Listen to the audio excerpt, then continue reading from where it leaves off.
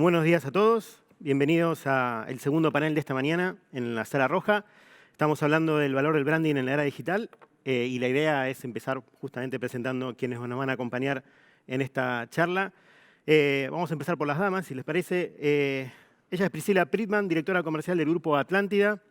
Está Nicolás Robles, también gerente de desarrollo comercial digital de La Nación. Y Pablo Salvatori, subgerente de estrategia digital de Clarín. O sea, tres grandes vendedores, digamos, en líneas generales, si me permiten la expresión. La idea es un poco conversar a fondo de un gran dilema que tiene el mundo digital hoy en Argentina y en el mundo en general, que tiene que ver con la performance y el branding, ¿no? Ese famoso dilema que plantea el mundo digital. Recuerden que debajo de la landing tienen un espacio para hacer preguntas, donde dice Q&A, tienen un espacio para hacer preguntas también. Esperamos que cuenten con ese espacio para intercambiar ideas. Así que más allá de la presentación que hice brevemente de sus cargos y que los medios a los que representan suman unos cuantos años, ninguno menos de 75 en realidad, quería arrancar con una pregunta común denominada a todos, darles la bienvenida. Muy buenos días, Priscila. Muy buenos días, Nicolás. Muy buenos días, Pablo. Hola, ¿qué Buen tal? día, ¿cómo andan? Gracias Hola, buen día, ¿cómo gracias por están acompañarnos todos? en este panel, gracias por participar, gracias por compartir fundamentalmente su experiencia. Si les parece, vamos a arrancar con una pregunta inicial que me gustaría que la desarrollen cada uno de ustedes y que tiene que ver con de qué manera, que hablábamos antes, ¿no? El dilema que puede llegar a presentar el performance con branding, de qué manera los medios digitales, los que representan ustedes, colaboran hoy en la construcción de marca de los anunciantes, que es el otro lado del mostrador de ustedes de cada día, ¿no? Si te parece, empezamos por vos, Priscila. Contanos un poco la experiencia y cuál es la evaluación que hacen ustedes a la hora de colaborar con los anunciantes en la construcción de marca. Bueno, hola, ¿qué tal? Buen día a todos. Bueno, cuando nosotros hablamos en función de los medios de comunicación, creo que hay algo que tanto Nico como Pablo van a estar de acuerdo conmigo. Lo primero que se te viene a la cabeza cuando vos hablas de un medio de comunicación es la credibilidad. Y frente a ese punto es donde nos paramos y donde le encontramos la diferencia a ser medios creíbles. Y bueno, vos lo dijiste antes, en esta ocasión también nos encontramos con medios de que tenemos mucha antigüedad, mucha historia, y eso lo que hace, lo que genera es que esa credibilidad se sostiene en el tiempo. En el caso del Grupo Atlántida estamos hablando de 100 años, que no es poca cosa poder sostener una credibilidad en 100 años. Y frente a eso es donde nos paramos. Justo estábamos conversando esto el otro día con el equipo y creo que ya pasaron 2 años, esto del COVID en términos de tiempos me mareó bastante, pero creo que A fue hace todos. 2 años. Creo que fue hace 2 años que ocurrió esta falsa muerte de Maradona, no sé si la recuerdan, en donde se empezó a decir que Maradona había muerto. Y nosotros desde ese lado tratamos de estudiar mucho el caso y lo que encontramos ahí fue un factor que fue la unión de todos los consumidores, de todos los lectores, de todas las personas que nos habían llegado esa falsa noticia con ese video dudoso a través de WhatsApp, de la mensajería, y cada uno de nosotros, frente a los medios que cada uno consume, que se siente más cómodo, lo que fue a hacer es chequear si eso era verdad, ¿no? Y cuando digo medios, lo digo en función a cualquier plataforma. Obviamente muchos fueron a través de medios digitales, que es lo que se acostumbra a tener como esa cuestión de la inmediatez de la información, otros fueron a la radio, otros fueron a la tele, pero creo que todos fueron a un medio de comunicación. Y hacia ahí es donde nos paramos nosotros desde el Grupo Atlántida cuando tenemos que hablar de este valor, que es la credibilidad. Y en este ejemplo creo que se da bastante bien esta cuestión de que lo chequeamos, ¿no? Lo podemos consumir o nos puede llegar por otro canal, pero vamos a los medios a chequearlo. ¿Y por qué vamos a los medios? Por la credibilidad. Y eso se tiene que sostener. Y acá estoy acompañada de 2 más que pertenecemos a medios de comunicación que lo sabemos sostener hace muchos años, hace mucho tiempo. Y eso te da un aval. Clarísimo. En el caso tuyo, Nicolás, ¿puedes compartir tu experiencia? Sí, sumando lo que dice Pri, también está el contexto, ¿no? Somos 3 medios de comunicación, generadores de contenido, y somos un medio entre las marcas y la audiencia. Y cuando hablamos, llegando al punto de lo que es el branding y la construcción de una marca, tiene que ver, obviamente, por un lado la credibilidad, como decía Pri, y también el contexto, dónde va a aparecer tu marca. Hoy, a nivel digital, está súper atomizado, tenés distintos tipos de plataformas y demás, y todo lo que tiene que ver con contexto, con credibilidad, con el chequeo, con la confianza, más allá de las opiniones o de qué lado estés, qué es lo que consumas, tiene que ver con eso. Cómo tu marca está representada en un medio para llegar a esa audiencia. Y esos valores tienen que estar súper representados, porque cuando uno habla de branding, y creo que lo venimos viendo muchísimo en estos últimos 8 meses, donde muchísimas marcas han tenido que repensar su comunicación en cuestión con todo el tema del COVID, cómo conectar de esta nueva manera, en esta nueva normalidad, repensar las marcas también, cómo comunican y los valores que comunican las marcas, cómo asocias un medio, ese medio de comunicación hacia la audiencia. Entonces me parece súper interesante, también lo decían hace un rato, son 75, 100 y 150 años escribiendo historia y teniendo un contexto y siendo creíbles. Y eso es fundamental cuando una marca tiene que contar una historia o enviar un mensaje, ¿dónde está? ¿Dónde se para? Y creo que de eso trabajamos, así que estamos muy contentos por eso.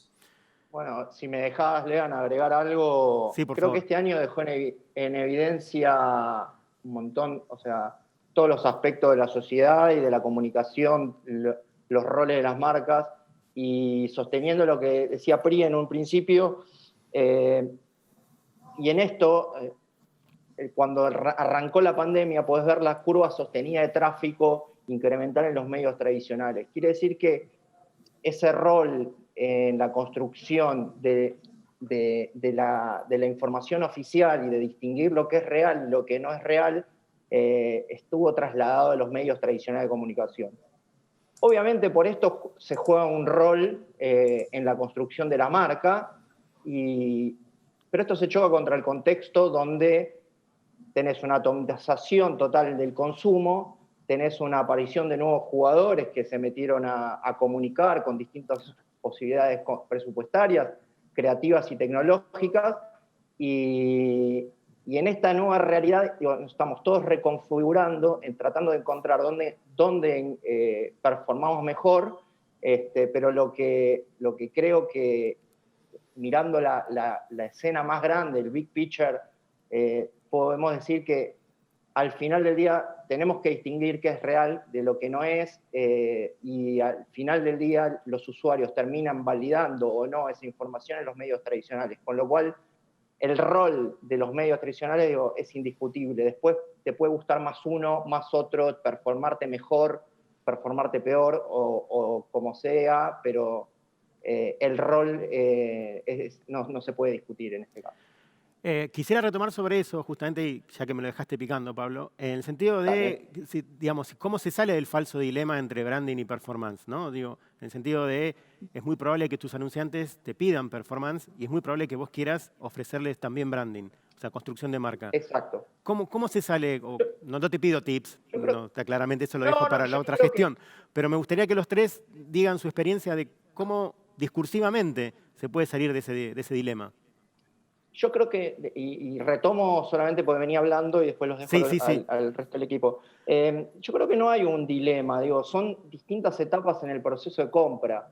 Y digo, no es el dilema que afrontábamos hace 10 años atrás, donde la discusión pasaba por comprar branding a valor de performance. Me parece que hoy hay un entendimiento más grande, una maduración más, un poquito más maduración del mercado, donde están entendiendo qué rol juega cada medio y en qué lugar.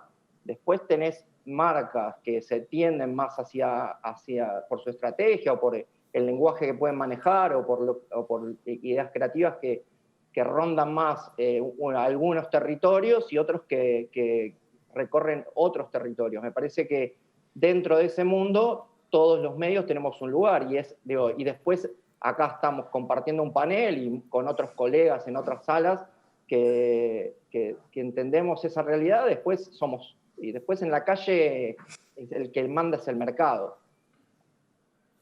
Nicolás, por favor.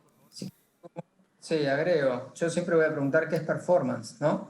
Creo que para cada cliente, todas las campañas, más allá de que sean de branding, tienen una performance detrás. Siempre algo buscan. Entonces, a partir de eso es entender qué es lo que busca ese cliente con esa campaña y trabajar sobre eso. Si vamos a la discusión de si performance o branding es un tipo de compra, son dos tipos de compra distintos, hay que tomarlo con pinzas. Claramente uno podría decir, no, performance porque te genera leads y todo lo demás. Bueno, las campañas de branding también tienen performance. Nosotros tenemos que adaptar y lo hemos hecho todo el año pasado, nuestro sitio, nuestras posiciones, en función de mejorar la performance de las campañas que tenemos con los anunciantes. Entonces, hay que también tener un poco de cuidado siempre cuando hablamos entre la diferenciación de una y otra, entender que cada cliente tiene un objetivo y nosotros tenemos que trabajar en función de ese objetivo. Entonces, siempre antes de tener una campaña o demás, hay que preguntar, bueno, ¿qué busca el cliente? ¿Cómo? Y verdaderamente si nosotros somos capaces de poder resolver esa necesidad. La verdad que sí, tecnológicamente lo estamos logrando año a año, porque muchas veces se ha dicho, bueno, los medios generadores de contenido son puro branding. No, yo no estoy de acuerdo en eso. Entonces se puede generar campañas de performance más allá del tipo de compra que se haga con branding. Y con muchas marcas lo hemos logrado. Así que hay que pensar también desde ese lado. ¿Y en tu caso, Priscila? Sí, la verdad es que obviamente coincido casi todo con lo que dijeron Nico y Pablo y no me queda mucho más que decir sobre un poco también de que creo que también nos estamos moviendo ya en una era donde está mucho mejor conceptuado el tema del equilibrio, ¿no? La plataforma digital siempre se utilizó como una plataforma nueva y a nivel plataforma siempre fue algo que les encantó dar como una normativa y todos correr abajo de esa normativa. Creo que hace 10 años atrás podíamos caer en esa normativa donde donde la performance, era lo más importante y no existía el branding. De alguna forma también, y en el lugar que hoy me toca ocupar, hace 10 años atrás, todavía el papel era un jugador importante y se lo destinaba al papel para poder generar ese branding y que digital era performance, ¿no? Estaba ese concepto muy bien puesto. A medida del tiempo, y lo único que quedó claro es que lo que va cambiando es lo que te va generando los resultados que uno va queriendo, se empezó a creer que hoy en día, cuando hablamos digital, no es solo performance, porque lo que es la distribución de papel, eso cayó, y eso que cayó, nosotros tenemos que tener el rol de que esté ahora en lo que es digital, no que ahora como capaz no está el player de papel, entonces no está más lo que es el branding, no, todo lo contrario, tenemos que empezar a generar esa construcción, que hoy en la plataforma digital obviamente también está el branding. Y creo que capaz es lo que es la disputa más complicada que se lleva a la plataforma. Y creo que ya hay muchos casos donde demuestran que con un equilibrio, donde obviamente, como creo que lo estaba diciendo Nico, el que manda es el cliente, el mercado, en términos de los KPIs que el cliente quiera, se tiene que buscar ese equilibrio de poder tener un branding y con un performance, porque se sabe muy bien que la performance obviamente va a estar, pero primero vos tenés que tirar el mensaje, y ese mensaje está ahí en el branding. Desde el lado de Grupo Atlantia, con dos segmentos muy marcados, tanto lo que es deco como lo que es moda, esto es una temática que todos los días lo charlamos con nuestros anunciantes, porque de alguna forma nos caemos en esa situación, en decir, en términos de moda, ¿no? Lo que la tendencia sale a comunicar que va a ser de tal temporada. Esa tendencia, performance o es branding, porque a través de esa tendencia después es donde van a haber un montón de consumidores que van a buscar ese last click. Pero esa tendencia, ¿cómo se comunica? con performance o con branding. Creo que es un poco eso también. Hay que dejar de empezar a encapsular de qué es performance y qué es branding, sino de empezar a hablar de los KPIs y sobre eso poder mostrar las mejores soluciones de comunicación en cada plataforma, con cada modalidad de venta, pero que se ajuste a los resultados que los clientes necesitan. Está claro.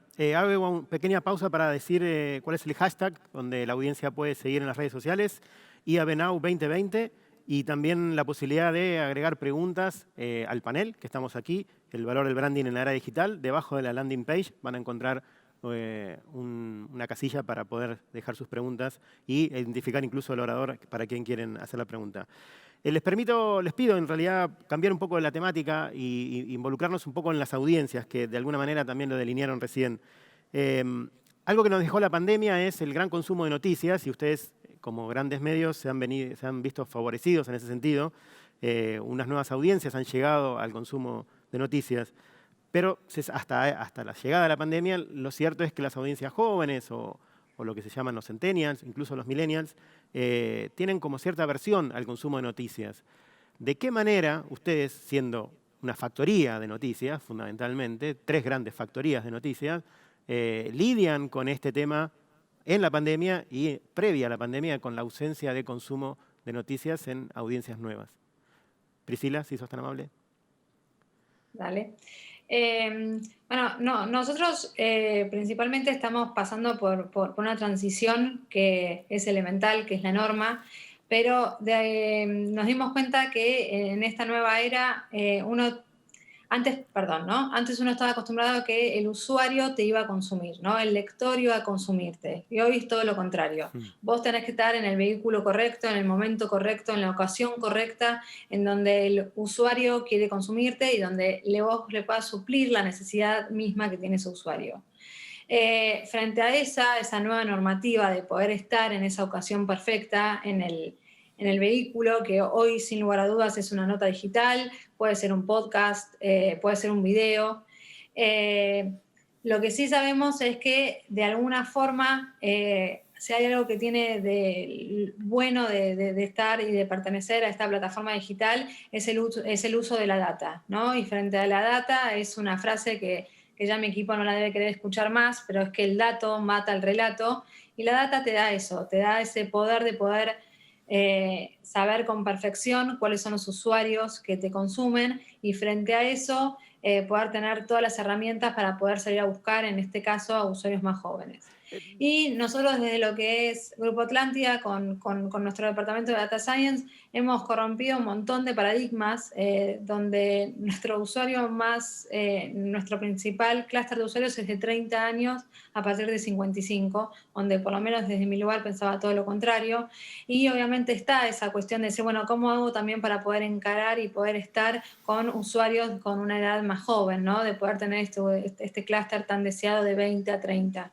Y lo que nosotros nos damos cuenta y la respuesta que encontramos sobre eso y lo que estamos trabajando para eso es exactamente lo que mencioné al principio, es poder estar en esa ocasión perfecta. Hoy es todo on demand, hoy el usuario te elige y te consume en el momento que ellos quieren o en el momento que ellos desean. Con lo cual, como medio de comunicación tenés que estar preparado para poder estar en esa ocasión, en esas circunstancias, y no tener ese acuerdo tácito de que me tenés que consumir en este momento desde esta plataforma o en esta ocasión, sino todo lo contrario.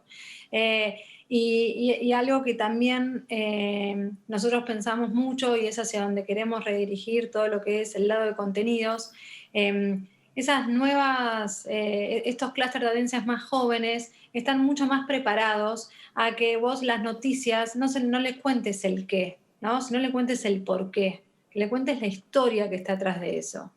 Y es una tarea difícil, obviamente, para las redacciones de nuestros títulos, porque en términos de medios de comunicación, capaz nosotros que somos empresas de años y años, capaz en un momento del periodismo estaba esta cuestión de contar solamente el qué y no el por qué. Hoy, con todo lo que son las redes sociales, con todo lo que es, bueno, con un montón de nuevos jugadores, creo que con esto que veníamos hablando al principio, la credibilidad te suma mucho más a poder tener no solo el qué, sino también el por qué. Y estos nuevos usuarios están mucho más atentos a entender el por qué antes del qué, porque el qué te lo dice todo el mundo, cualquier persona hoy con un celular y teniendo una cuenta en cualquier red social, tanto Twitter, Instagram o lo que sea, te cuenta el qué. Acá el lema es contar bien el por qué. Y estos nuevos usuarios están muy, muy, muy con muchas ganas de entender bien ese por qué. Y es hacia ahí donde estamos trabajando. Clarísimo. Nicolás. Sí, sumo lo que dice Pri. Tiene No que te ver dejó mucho mucho con el para tipo decir, de es cierto. Debo dar fe que no te dejó mucho No, para pero no decir. importa. Sí, Estuve mal, pero estuve mal. La próxima no me sumes. La No, próxima no. no contesto. pero la queremos igual. No, pero también tiene que ver con el producto, más allá del por qué y el qué, y de entender cómo comunicar. Creo que volvemos a lo mismo. Somos generadores de contenidos de hace muchísimos años y en los últimos 10 nos hemos tenido que acomodar a cómo comunicar, cómo generar nuevos productos para nuevas audiencias. Es difícil porque uno dice, bueno, cuando vos eras chico, tenías 20 años, ¿leías el diario? Es como tratar de ir a llevarle a una persona de 20, 19, 15, 23, 25, lo que decía Pri recién, la información, cómo se informan.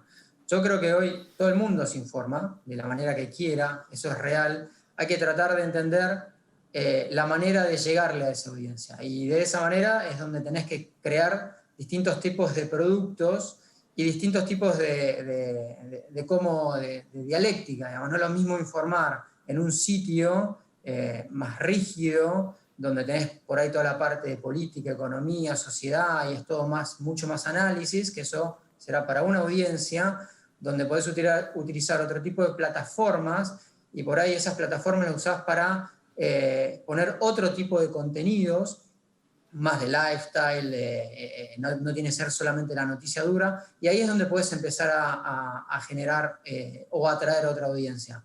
Uno puede pensar que La Nación siempre va a ser más masculino, y hoy nuestra audiencia también cambió.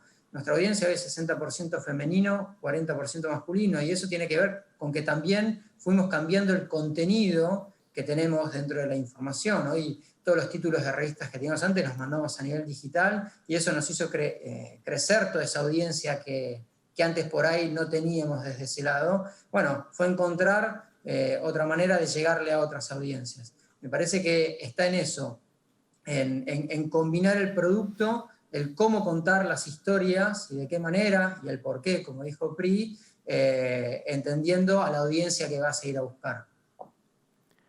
Pablo, Yo creo, ¿te sumás? en principio, nada, esto es, Nico, culpa nuestra, porque ayer le inflamos a Pri y hoy se copó el panel. Yo voy a agregar algo, porque la verdad que está casi todo recorrido. Yo creo que todos informan. Coincido con Nico. El tema, lo que va pasando son, creo yo, dos cosas que, dependiendo de la edad, te interesan distintas cosas y el vehículo que utilizás para informarte sobre esas cosas. Y acá les comento un ejemplo. Yo tengo un hijo de 15 años, es hincha Independiente, lamentablemente igual que el padre. ¿Cuánto lo lamento? Y me cuenta novedades. ¿Cuánto lo lamento siendo de Racing? Pero bueno. Lo sabían, yo sé que... Pero bueno, él me cuenta noticias de Independiente que yo no tengo ni la menor idea y que las valido con los editores de Olé. Y son tipos que tienen un uso restringido de las redes sociales, pero de alguna manera usa otros vehículos para informarse. Y en otra edad le van a interesar otras cosas y el consumo tradicional de noticias llega a un segmento etario. ¿Qué hacemos los medios? Tal cual dijo Nico, bueno, empezamos a analizar otros vehículos, otro lenguaje, otra forma de titular, otros productos, otros canales, y empezamos a trabajar sobre distintas estrategias para llevarles a los distintos usuarios en las distintas etapas de su vida. Hoy está mucho más fragmentado todos los canales que hay para informarse, con lo cual se ha vuelto una tarea más difícil, pero los medios estamos en plena transformación y muchos hemos encontrado cómo comunicarnos con determinados segmentos y algunos segmentos nos quedan pendientes, pero estamos en etapa de experimentación para poder llegar de una manera natural, orgánica y que nos elijan para ese consumo. ¿Ya está resuelto el tema Independiente o hay chances de cambio? No, ya está resuelto. A los 5 años se me quiso hacer de San Lorenzo y bueno, tuve que presionarlo un poco. Qué polaridad, ¿no? Difícil de digerir. Déjenme hacer una pausa. Hay una pregunta para Nicolás. Quiero compartirla porque tiene que ver con justamente lo que dijiste recién, así que quisiera retomar desde ahí. Dice, totalmente de acuerdo, cada cliente tiene un objetivo y una necesidad y siempre se va en busca de una performance independientemente que sea una campaña de branding. Teniendo en cuenta esto, ¿cómo ven esta propuesta a las marcas? Como strategist propongo que los KPI de performance sean también evaluados en las campañas de branding para generar una estrategia de valor. Bien al núcleo fue. Que lo hacen en algún punto. Yo creo que vuelvo a lo mismo. También el branding y el performance tienen que ver con una cuestión del mensaje. Calculo que los anunciantes entienden que si están comunicando algo más al hueso de alguna manera, que es la venta pura, será un mensaje y usarán X tipo de tecnología para seguir a ese usuario y darle... Y branding será más una comunicación de marca, donde estarás haciendo un lanzamiento que después tendrá que ver la parte de venta de ese lanzamiento de un producto que no se conoce, una nueva forma, de lo que sea. Pero tiene que tener sus objetivos, es decir, bueno, ¿cuánto alcance tuvo? ¿Cuán visible fue la campaña? Y tendrán sus KPIs internos donde poder trabajarlos.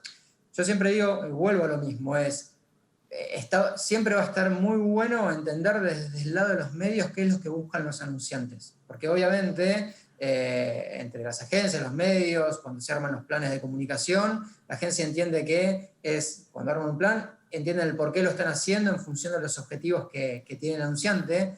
Pero muchas veces los medios podemos agregar o podemos darle un valor agregado a ese plan que por ahí te llega y puedes decir, bueno, pero pará, si encontramos una vuelta más con esto, por ahí funciona mejor, y si vos lo que buscás es tal y tal cosa, mirá, te recomiendo no usar este formato, usa esto, o podemos hacer este tipo de tecnología para poder llegar de esta manera.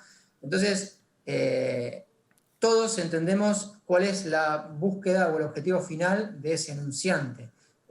Yo creo que hay objetivos de marketing desde el lado del branding y que después son medibles. Lo interesante siempre va a estar en el camino que todos sepamos y estemos de acuerdo cuál es y cómo llegar a lograrlo. Clarísimo. No sé si respondí o no. Sí.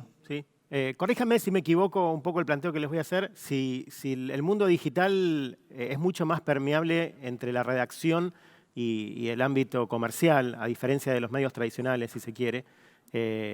Puse permeable por decir una palabra amena. Pero no, la pregunta tiene que ver si eso ha permitido, por lo pronto, y la pregunta va para los tres, identificar nuevos segmentos que redacción desde el contenido no los identificaba, nuevos segmentos en la audiencia, si contenidos, incluso, digamos, identificar contenidos que, otra vez, redacción no los tenía presente, de qué manera ustedes pueden hoy acercar ideas, acercar segmentos, acercar contenidos relevantes para sus anunciantes, que de otra manera antes no existía esa simbiosis. Si te parece, arrancamos por vos, Pablo. Sí, dale. A ver, sí, si te tengo que contar el final de la película, sí, hoy la redacción está mucho más cerca de trabajar como comercial. Ahora, no creo que sea una realidad pura y dura del entorno digital, sino un cambio paradigmático entre la necesidad de los medios de vincularse con el contenido y las marcas. Me parece que va por ese lado. Lo otro es que nos da el entorno digital nos da ilimitada cantidad de contenido que podemos generar, mientras la gráfica tenía una cuestión de costos y distribución, cantidad de páginas, etc. Y no me voy a meter en eso porque no soy experto en papel. Ahora, sí hay, y después sí, por lo menos desde Clarín tenemos desde hace varios años un equipo de Big Data, Data Scientists, tipos que con otros perfiles que impensados para medios de comunicación, y esto les debe pasar a Nico y a Pri, tenemos incorporados otros talentos donde se ocupan de detectar insight, y para los dos lados, a veces para el lado de la redacción decirle, che, mirá, este tema está subexplotado y la verdad es que hay algo para... Y otro para las marcas. Y les voy a contar un caso que se lo voy a tomar prestado a Santi Arieu de Brand Studio, que empezaron investigando Insight, detectaron que el 25 de mayo lo que más se consumía eran receta de locro.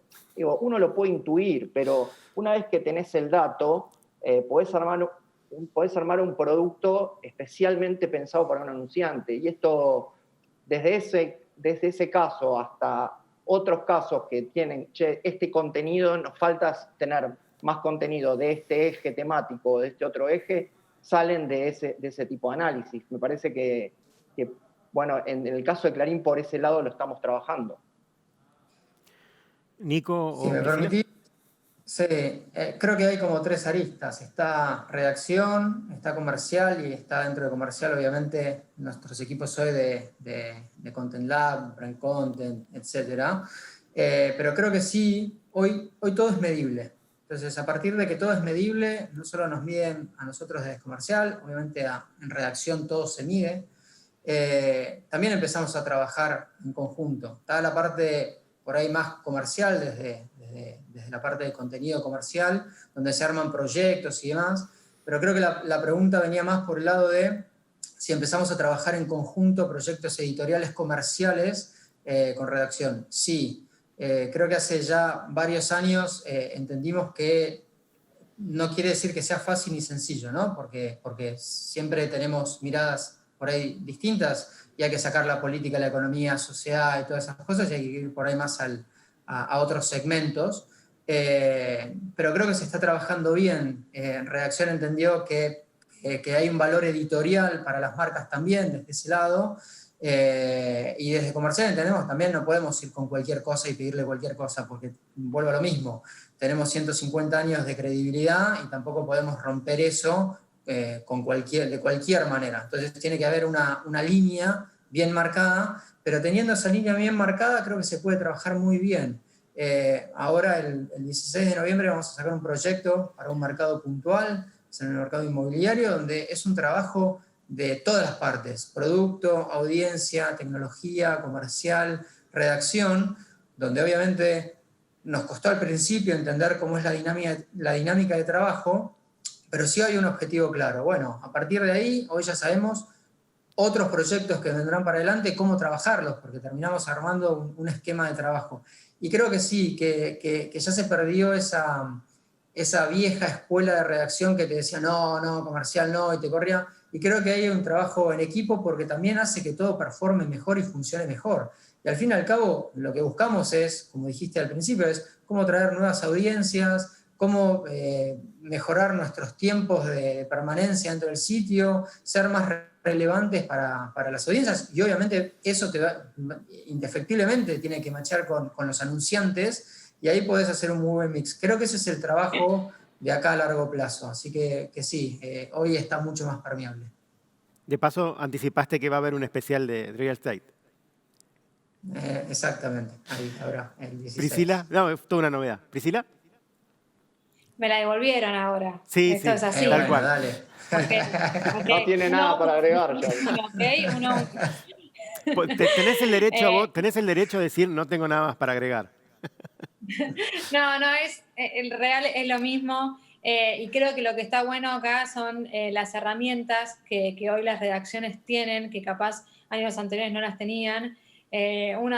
Muchas herramientas de sistema de medición y particularmente Grupo Atlántida hace poco se incorporó en Charbit, que Charbit es la herramienta como un poco para poder contestar esto. Digamos, ¿se están llevando mejor redacción y comercial dentro del mundo digital? ¿O ahora hay herramientas que ayudan a entender bien cuál es la necesidad del usuario y frente a eso, a nivel compañía, se trabaja en un mismo objetivo que es poder dar soluciones de comunicación frente a lo que son anunciantes y usuarios? Creo que es eso, ¿no? Las herramientas hoy en día nos dan el lugar a que sí haya una mejor comunicación, pero es por estos sistemas que estamos teniendo. Quizás un poco para redondear y que sean breves en la respuesta, la pregunta que sigue tiene que ver con si, a diferencia de experiencias anteriores o medios tradicionales, si ustedes sienten que en el medio digital están siempre por delante del anunciante en la demanda, ¿no? O sea, porque eso es un poco lo que interpreto yo de ustedes, que están por delante, antes de que venga el anunciante y decir, necesito tal cosa. Da la sensación de que los medios digitales con data science, con prever un poco la situación, con analizar más el panorama, pueden adelantarse a la demanda futura o inmediata de los anunciantes. ¿Sí o no, más o menos? Yo voy por sí y fue una necesidad que nos marcó el mercado. Claro. Sí, habrá algunos anunciantes obviamente mucho más avanzados, por ahí te vienen con cosas y te sorprenden y vos decís, bueno, busco la manera de cómo resolverlo, y otros que no, obviamente. Creo que hay distintos anunciantes que están en distintos estadios. Lo bueno es cuando esos anunciantes que están más avanzados vienen y te dicen, che, ¿podemos hacer esto? Epa, no lo había visto. Te das vuelta y ves cómo resolverlo. Sí, sin lugar a dudas es un sí. Y creo que acá es un poco eso, digamos, capaz los medios de comunicación que representamos hoy nosotros, hace 50 años atrás se creía que el dueño era el dueño del medio de comunicación. Y hoy, en el 2020, los dueños son las audiencias, son los anunciantes. Y eso es la respuesta. Ok. Antes de pasar a una pregunta mía, comparto una pregunta que hay acá en el panel, que vino a través de los usuarios. ¿En qué porcentaje es hoy los usuarios en dispositivos digitales con respecto a los usuarios o lectores? Sería de gráfica o gráficos. ¿Se animan a...? Bueno, a ver, siempre va a ser, en términos de usuarios, es abismal, porque la cantidad de gente, digo, agarrar el mejor año de la historia de cualquiera de estos medios y nunca se van a acercar o sea, agarrar el mejor año, el mejor día, la mejor edición, y nunca vas a llegar a 30 millones de usuarios que tienen un sitio como el que representamos cualquiera de nosotros. Entonces me parece súper injusta la pregunta en esos términos. Yo creo que hay dos cosas que sí podríamos decir, es qué peso tiene el negocio publicitario digital dentro del mix, y sí, en el caso de Clarín se ha dado vuelta la tortilla muchos años, sobre todo acelerado por la pandemia. Eso por un lado, y después me parece que hay un rol que todavía la gráfica sigue cumpliendo en algunas temáticas puntuales que tiene que ver con la construcción de agenda, que si bien la agenda hoy está dispersa, hay muchas más temáticas, hay más fragmentación, hay algoritmos que están empujando determinadas agendas, en determinados temas y en determinados momentos la agenda la sigue marcando la gráfica. Digo, no quiero que suene soberbio y no quiero ser absolutista, digo, en algunos momentos, en algunos temas y sobre determinadas personas marca agenda, no quiero que suene soberbia la afirmación. No, se entendió, se entendió. Te lo comparo con los suscriptores, porque obviamente hay medios de contenido que van por el volumen de usuarios y apuestan a eso muy bien. Nosotros, igual que Clarín y algunos diarios a nivel global, estamos apuntando al negocio híbrido, es en la publicidad obviamente, y la suscripción digital. Entonces hoy, por lo menos La Nación tiene 332.000 suscriptos digitales, y si comparo desde la gráfica, bueno, hoy ya ya lo pasaste, hoy en día, estás en un buen momento donde estuvo por lo menos La Nación haciendo tiradas un domingo, etcétera. Entonces se empieza a dar vuelta, o por lo menos equiparar la balanza desde ese lado. Después, cuando lo ves por audiencia más allá, por eso uno puede decir cuál es esta audiencia fiel, que lo puede llegar a comparar con la del diario, el tipo que va a comprar el diario, recibe el diario, lo comparo más con eso, con la suscripción. Después el resto, obviamente habrán usuarios mucho más fieles y los tenemos identificados, y habrá otros que son golondrinas que vienen, vaya uno a saber por qué, porque encontraron una nota en Facebook o en WhatsApp o lo que fuese, y todo eso lo tenés que empezar a segmentar y a organizar. ¿Querés agregar algo, Priscila? Bueno, no, un poco es lo mismo, esto es la norma, ¿no? Digamos, obviamente nosotros desde lo que es Grupo Atlántida, al ser revistas y no diarios, estamos más en esta industria de lo que es magazine, y sin lugar a dudas se pasó por mucho más la cantidad de usuarios que de lectores. Hoy tenemos 12 millones y en esos 100 años de historia, hasta en la primera para ti, nunca hubo una audiencia de 12 millones, ¿no? Eso es obviamente lo que te da también la tecnología de poder abarcar mucho más. Déjenme hacerles una pregunta de coyuntura, incluso como para ir cerrando. Si pudieron identificar en la pandemia, en esta pandemia que estamos sufriendo, categorías nuevas que se acercaron de anunciantes a cada uno de sus medios, o con pedidos puntuales que antes nunca se habían vinculado o se habían vinculado muy poco y que llegan con intenciones de construir marca, con construir una alianza. Si es que han tenido esos casos, me gustaría que compartan alguna experiencia, o aunque sea la categoría, ¿no? El que quiera. Nicolás. No, PRI. Sí, yo también, porque le venimos pisando a PRI. Es lo mismo, es lo mismo. Dale. Vale. Sí, nosotros obviamente hemos identificado, a ver, mi respuesta frente a lo que es Grupo Atlántida va capaz a perder un poquito la connotación por el hecho de que nosotros justo en el medio de la pandemia pasamos a tener esta identidad digital, Claro. donde dejamos de hacer revistas para hacer medios de comunicación 100% digitales, con lo cual tuvimos muchos mercados que se acercaron hacia esta nueva iniciativa. Pero fundamentalmente todo lo que era consumo masivo y alimentos, esto también lo pudimos ver en diferentes informes, es como que el COVID lo que trajo es que las mujeres hoy, si antes podían tener alguna decisión en la casa, mayoritariamente, digamos, con una fuerte decisión, hoy es mucho más.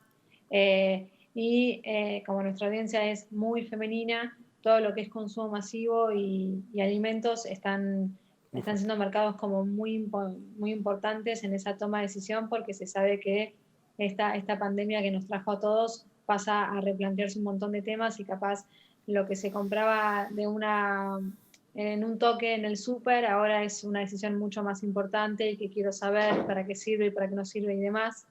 Y estos dos mercados fueron mercados muy importantes para nosotros y obviamente debido a esta pandemia. En tu caso, Nicolás, de alguna manera lo planteaste con ese especial que van a plantear a partir de noviembre, pero también por ahí hay otro ejemplo, otra categoría. Creo que el retail fue un gran comunicador en esta pandemia. Obviamente, muchas empresas de retail y otras que no tenían la parte de e-commerce tuvieron que salir a comunicar y acomodarse. Creo que ahí hubo un repunte, pero después no demasiado. La verdad que nosotros tenemos muchos mercados por suerte y no es que uno se terminó destacando en la pandemia por otro. Sí, vuelvo a lo mismo. Creo que la forma de comunicar sí cambió un poco, sobre todo marzo, abril, mayo, que fue como el pico. Mostrando más campañas de branding y de concientización y salimos un poco de la venta y fue más de, bueno, cómo las marcas tenían que levantar acomodarse banderas, a la... Exactamente, ¿de qué lado estás? ¿Cómo vas a hablar? Bueno, creo que ese fue el cambio, más que si una categoría subió más u otra, sino cómo comunicaron. Me parece que hubo un gran diferencial. Sí. Pablo, ¿querés agregar algo? Sí, perdón, estaba silenciado. La famosa frase, estás muteado. La famosa frase. Sí, pues Charlie nos está retando por WhatsApp. Mirá. Yo quiero marcar como 3 momentos en la pandemia. El primer momento es donde hubo un silencio absoluto, que fue a partir del 20 de marzo y los primeros días, donde las marcas, creo que desde el ciudadano hasta la última marca, y todos los que estamos en el medio quedamos desorientados y viendo qué hacer. Después, un segundo momento donde empezaron a aparecer muchas marcas que por ahí intensificaron su pauta de branding con este contenido social que destacaba Nico.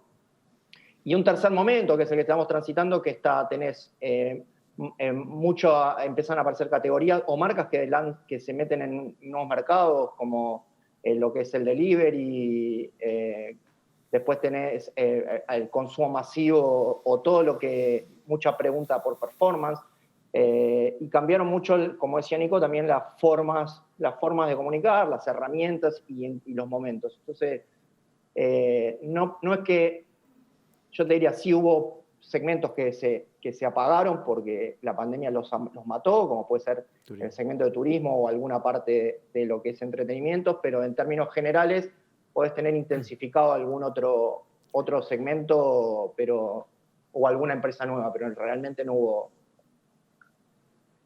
grandes picos. Está claro. Retomo el tema que habíamos hablado antes entre redacción y comercial a partir de una pregunta que llega de la audiencia. Después tengo una pregunta más y con eso ya termina la tortura para ustedes. ¿Cuánto hay de generacional, dice una pregunta, cuánto hay de generacional también en esa mejora de la relación entre redacción y comercial? ¿Y cuánto hay que invertir hoy en capacitación internamente y con el anunciante como estrategia comercial? Tómense el pedido que quieran para arrancar. Generacional, sí, puede ser. Más allá de cultura, de cómo se están armando las culturas de redacción hoy también. Cómo tenemos que cambiar. Hoy no es lo mismo la redacción que era hace 5 años. Hoy cambia. Cambió muy fuerte cómo está armada, por lo menos en La Nación, cómo está armada la redacción para bien. Porque también ya no es sala de etapa a las 6 de la tarde a ver qué vas a poner. No, la primera reunión de etapa es a las 7:30 de la mañana, porque a las 7:30 de la mañana pasan un montón de cosas. Entonces, a partir de ahí, también cambia esa cultura. Difícil despertar a un periodista a esa hora, ¿eh? Muy difícil. No. Sabés lo que es así, ¿eh? Porque hoy la información la tenés hoy es 24/7, básicamente. Sí. Y la información y el usuario es 24/7. Y si no te gana la red social, y si no te va a ganar la red social. Exactamente, claro. Y si no te gana la competencia, y tenés que estar ahí. Entonces ese es un cambio de cultura, más allá de si es generacional o no, es cambio de cultura. Clarísimo. Que para mí está buenísimo. Y más allá de eso, sí, obviamente la tecnología también nos ayuda y que estamos mucho más conectados y que podemos sentarnos y charlar y nos entendemos. Yo creo que antes era una cuestión de el periodista, ¿sí? Y el resto. Yo creo que hoy llegamos a un nivel, sí, obviamente, vivimos de las redacciones y el contenido y de la credibilidad, y eso es el emblema el sello de calidad que tenemos, por suerte, pero después para trabajar y para buscar nuevas cosas, no te queda otra que trabajar en conjunto. Y creo que eso está buenísimo, que se ha gestado un buen vínculo desde ese lado. Priscila. Sí, yo no tengo dudas que es obvio que es un tema de generación, pero también era lo que decía Nico. Yo laburé muchos años en La Nación y tengo mucho esa visión de que el periodista estaba visto de una forma que lo que él decía y esa pluma no había ninguna discusión inalterable. Y se hacía así, obviamente. Hoy se mide todo, es así. Claro, y no digo que esté mal, todo lo contrario, digamos. Hoy lo único que sabemos que el cambio es la nueva normativa, digamos. Capaz años anteriores para que hayan cambios se tardaban un montón de años, hoy es todo lo contrario, digamos. Bueno, bienvenido a lo que nos pasó en esta cuarentena, digamos, en el que estaba pensando que era una cosa o era lo otro, hoy la cuarentena, la pandemia, el COVID, como lo quieras llamar, te hizo entender que en el 2020 no hay mucho tiempo para poder pensar en cómo vas a reaccionar. Lo tenés que reaccionar y a veces hasta de alguna forma también, y esto sí creo que es un tema de generación, hasta está como más permitido o mejor permitido equivocarse, pero hacelo primero, hacelo ya. Esa rapidez es la que marca, es la que nos guía, esa agilidad, y eso yo creo que es un tema de generación. No tengo dudas. Pablo, te toca si tenés ganas de agregar algo. No, estoy de acuerdo. Había una segunda parte de la pregunta que no la recuerdo, si la puedes repetir. Me encantaría repetirla si la tuviera en el panel. Okay, ahí está, ahí la tengo. Tenía ¿Y cuánto otra. hay que invertir hoy en capacitación internamente y con el anunciante como estrategia comercial? A ver, ahí te lo separo en dos. Por un lado, la capacitación interna, no puedo hablar de inversión en términos de plata porque no la conozco. Claro. Sí lo sé en términos de tiempo porque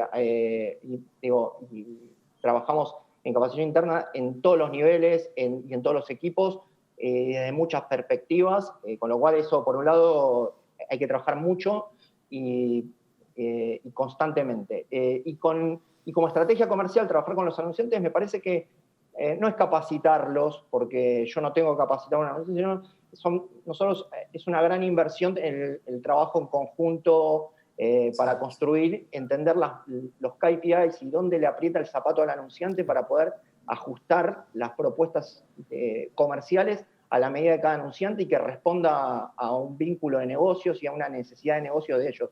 Yo cuando me siento con un anunciante que vende desodorantes, pues yo no te quiero vender publicidad, yo quiero que vos vendas más desodorantes. Y si partimos de esa base, es una gran inversión poder hacer este tipo de trabajos con los anunciantes en la medida que ellos tengan el espacio para hacerlo. Clarísimo. Si quieren no, los voy a obligar en realidad, a pasar a la última pregunta, sí, es porque acá me ponen de moderador, así que voy a moderar. La última pregunta, y ahora sí, cerramos este panel de branding, que es un poquito más de color, si quiere. En definitiva, en el día a día de ustedes, ¿qué creen que les cuesta más? ¿Conseguir un nuevo anunciante o conseguir nuevas audiencias? Priscila. A mí me toca hablar sobre el sombrero que llevo puesto. No me digas 50 y 50, ¿eh? No, me la voy a jugar. Hoy estamos en una etapa donde nos cuesta conseguir más anunciantes. Hoy la audiencia la tenemos y esa audiencia se puede reflejar y se puede confirmar que está. Hoy es un tema más de anunciantes. Clarísimo. ¿Nico? Y es un país donde hace un par de años que no hay nuevos anunciantes que vengan, sino que generalmente rotan.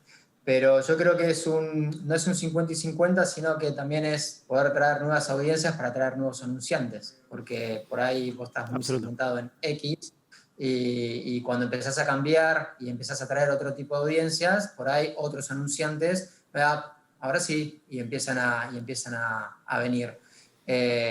Así que me parece que es un híbrido entre buscar nuevas audiencias para traer nuevos mercados, básicamente.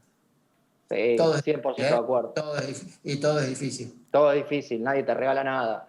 Sí, totalmente de acuerdo. Si me paro en el sombrero me toca es conseguir un nuevo anunciante. Ahora, Pablo Vaca, que no creo que me esté escuchando ahora porque me mandó un WhatsApp de laburo en el medio, está preocupado por la audiencia. ¡Qué mal!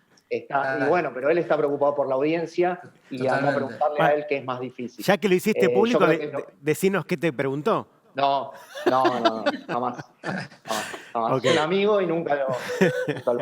Que muestra el teléfono. No, es una cosa de laburo, es una reunión. Me pide una reunión para el lunes. Priscila, Nicolás y Pablo, les agradezco infinitamente la charla. Gracias por su buena onda y predisposición. Gracias por compartir su conocimiento. Un placer charlar. Cerramos aquí el panel del valor del branding en el área digital en el IAB Now y les agradezco mucho del otro lado de la pantalla. Gracias.